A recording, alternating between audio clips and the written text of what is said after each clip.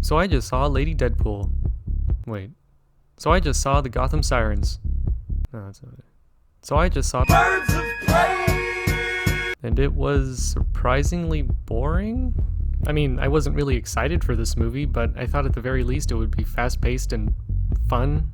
But this movie doesn't really show anything that hasn't been done before, despite how weird and quirky it's insisting it is. I didn't find any of the jokes funny beyond a simple and the action was serviceable, but I didn't care about any of these characters enough for me to feel any stakes. I mean, I know they prioritize developing Harley Quinn's character over everyone else, but if you don't like her, then you're not gonna have a good time. She's constantly over-explaining things you could easily infer and showing flashbacks to things that we've already seen, and it basically leaves nothing to notice yourself on a second watch.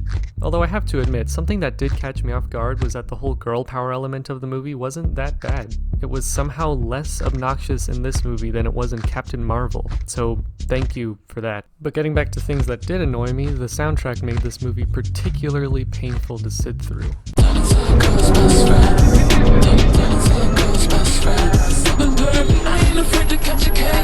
I know that's pretty subjective, but I'd be lying if I said it didn't bother me at all. However, it did match the tone of this movie, and it was more consistent than it was in Suicide Squad. And the story is much more simple and cohesive comparatively. But it's missing that X factor in the writing that really pulls it all together and makes it worthwhile.